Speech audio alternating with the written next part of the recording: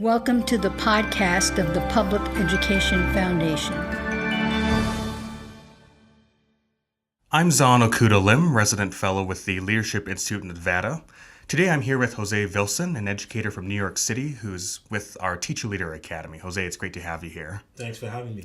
So, José, just tell us a little bit about your story, the work you're doing, how your passion for education and educational equity developed, and also some of the work you're doing with EduColor. Quickly, I was born and raised in the Lower East Side of New York City. It was a neighborhood that was predominantly Jewish, and eventually became more Latino, more Black over time. And as I was growing up, I went through both public and private schooling. Eventually went to Syracuse University, graduated with a degree in computer science, and I found myself satisfied with the fact that I got a degree and unsatisfied with what my trajectory might be if I had stuck with computer science. Therefore, I ended up going into teaching, which I found to be the most passionate thing I could be doing at the time, given the skills that I had. I have now been in teaching for 14 years. I've taught at the same middle school, in Washington Heights, Inwood. Those of you who are familiar with Lin-Manuel Miranda's in the Heights, not quite as joyous, but definitely as cultural. In the interim as well, I also have done any number of things, including I created my own blog, thejosevilson.com. I'm fairly well known on Twitter, but most critically, I have helped start an organization called EduColor. EduColor is an organization dedicated to race and social justice issues in education. And our main thrust is mainly to try to push this conversation a little deeper, ensure that teachers can be both culturally competent and understanding of the world around them, be more responsive to the issues that are happening in the world, and be more thoughtful as educators, not for ourselves, but actually for the students. The drive is the students. And so I'm blessed to have all this work under my belt, and I'm just glad to be here. And to that point, talking about driving home the conversation, because at the end of the day, it's for our students. Last year at South by Southwest EDU, you gave a presentation about educators leading with equity in mind. And one of your key takeaways from that conversation was this notion that context is vital and education is not a neutral space. Education itself is not neutral. Educators are not neutral. Tell us more about what you mean by that. I've been wrestling with this idea for the last few years about how we hold tensions in the spaces that we're in. So when I consider things like school, for example, we say, well, there's a bunch of different walls, and the school was built, kids go in it, adults go through it.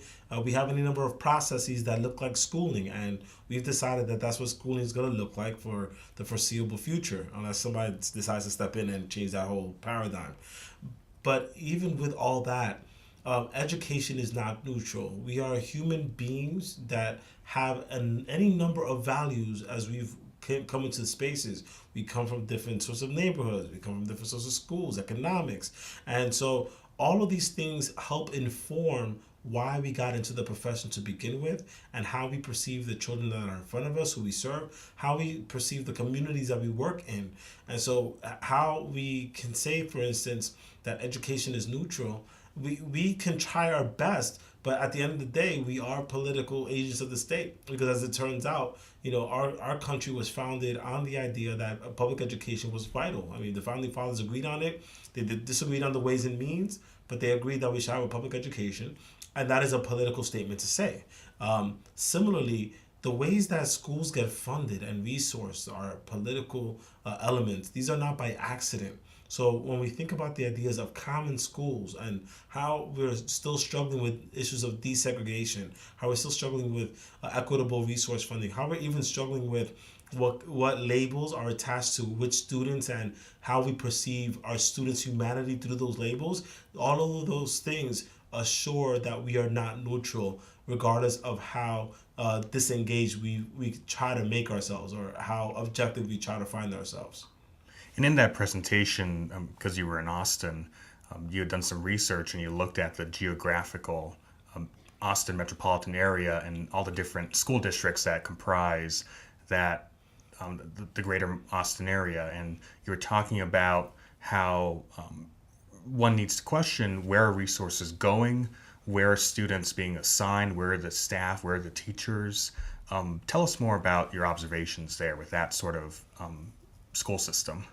Well, over there, it's really weird. There's a bunch of different states who have similar structures where they've decided to, instead of having, let's say, one unified school district, they have any number of, some states even have like hundreds of school districts all within a matter of a few miles. And so when you consider how schools need to be funded more equitably, it becomes harder when you have all these disparate school districts and who gets funded, how they get funded, why those school districts are in existence to begin with, right? Because oftentimes some parents will come together and say, we're going to create our own school district, and that one school is going to be in that school district, and we're going to send all of our kids there.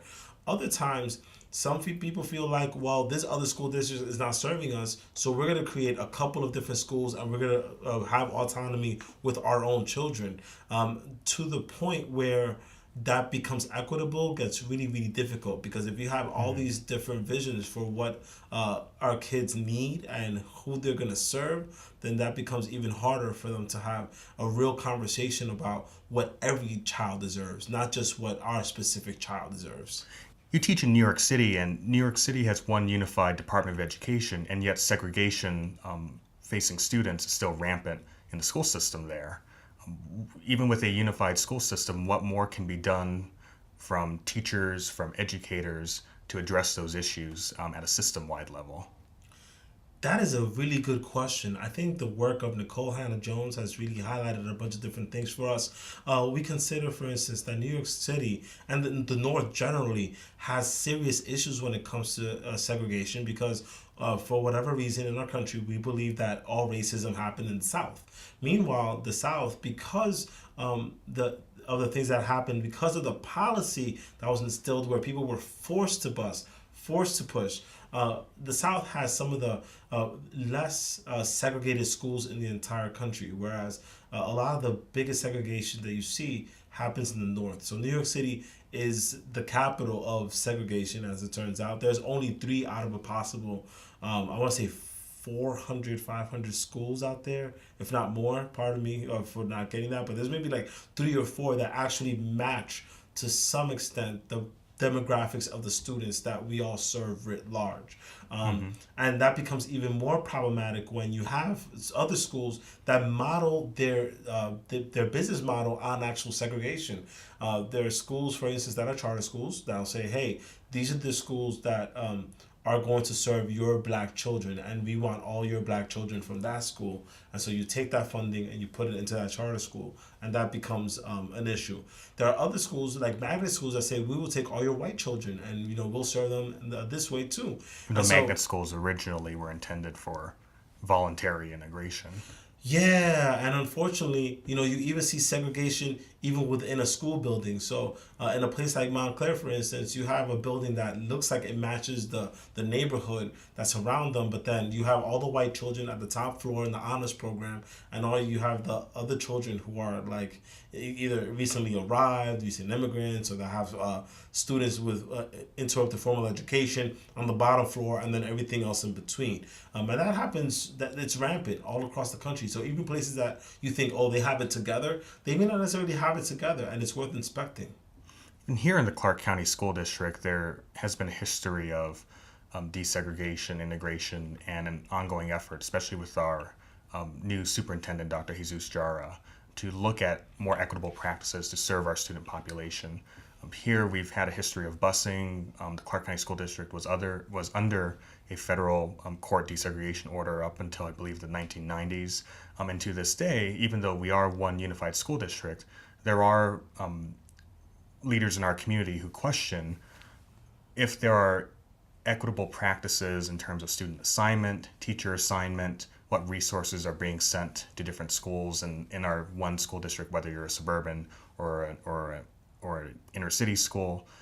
So for your work that you're doing, working with other educators, working with those who want to take on that leadership role and bringing up those conversations, what advice would you share for teachers and other educators to cultivate a space to have these conversations, to talk about equity in a way that can lead to action for students? I think there's three big elements, three among a ton, but three really big elements when I try to have conversations with other educators about this work. One is that there has to be a conversation around the nexus of pedagogy, policy, and structure, whatever that structure may be. We have to become more informed about all those elements in order to be better at the arguments that we have. That's one. Two, there has to be a sense of empathy and social justice. I think one of the things that has been powerful, for example, with EduColor, is that we have become a sort of catch-all organization. So whenever people want to have critical conversations around religion, for example, we've been turned to. Whenever people want to have conversations around race or around economics, we've been the organization to turn to. When it comes to LGBTQIA rights, that we've been that organization for so many people. And because we do it from a standpoint of we're trying to build to get better at serving students, then that gives a different mindset about how the work is going to look like. But then third, I think we have to be courageous enough to actually say, no, this is wrong. What would a just world look like? I do understand the argument, for example, where people say, well, we need to just make sure that every school is served well no matter what the population is. And that's all well and good. But unfortunately, what often happens is that our society has decided that no matter how well the students do in any given school, if one school has a population that is predominantly black students, another school has a population that's predominantly white students, regardless of how they perform, it does not matter. They will always look at the black school as lesser than because of the children that are being served there, versus the ones that are in the white school will not. I mean, that is a crucial element for us to really consider. And that's happened across the country. It's happened for the better part of the last century and a half since the common schools even came into existence. So when we wrestle with that and actually be honest and have that candor to really get into that, then we can actually move forward. And here in the Clark County School District, there's an ongoing conversation around disproportionality and school discipline. Black students in this school district are 2 to 3 times more likely than their peers of any other race to be suspended or expelled, even if they're breaking the same student conduct rule to the same severity, for lack of a better term. And it's been a conversation that's really come to light over the last 5 years. Even 5 years ago, the Clark County School District wanted to address this, but there sometimes has been pushback from educators at a school site or educators who work in the district saying, if there's a student who's disruptive, we need them out of the classroom. If there's a student who's taken away from others' learning time, we need them out of the classroom. It goes to this conversation of exclusion from the school setting. Now, I understand New York City and other big school districts have been grappling with the same issues as well. But in your work, do you have any advice for educators and the folks who are making policy on how to maybe take those ideas of having these courageous conversations and turn them into action that is equitable and just for students? One big thing that's glaring for me is that I don't believe adults often ask the students why. We never really get to have these conversations. Sometimes, for example, you see students who were disengaged in their school, but then they go to their after-school program and are completely engaged, and they want to get into that, or like they'll go to their church communities and they feel really engaged in that element, or they'll go to their homes and they're really helpful and they're really kind. And then you have to consider, what is it about the way that we educate our children that often makes them feel like they need to build a wall in front of them, right? Like that, those are walls that we need to really be thoughtful about. The second element that we need to consider is too often educators are given way too much with very little resource. So when you're grappling with class sizes that are anywhere between 26 to 46 across the country, this is what I've seen just generally, that can be really taxing. And if you're given like 5 classes of 46 kids, that's a lot of children. That is a lot of energy to expend. If we found better ways to not just decrease class size, but also have more counselors, have more social workers and have better activities and more engagement across our curriculum and pedagogy, and really be thoughtful about the ways that we provide spaces for students to have voice, I think we could really be more transformative. Too much of the thrust of educational policy in the last 2 decades has been about testing and accountability, which to some extent I can see why people would go to that. But unfortunately, the results, the ways have often been a hindrance as well as the means. So if we are achieving test scores through rigid pedagogy, through militarized pedagogy, through disciplined, discipline, there's a bunch of different ways to look at that. But generally, when you look at how schools structured and whether the students feel served and loved in the spaces that we call our institutions that are supposed to be the stewards for American values, and they don't feel American because of the values that are being espoused there, that is a crisis that we have not dealt with yet. And of course, this is even more complicated across race, class, gender, ability, and any number of situations there. I think those are important questions to ask. It's asking the educators asking themselves the why. Why do educators do what they do? Why are things structured the way they are? And then also thinking about students. Do students understand why, and what is this role of student voice in their education? Jose, thank you so much for spending time with us and sharing your reflections with us on our podcast. Thanks for having me.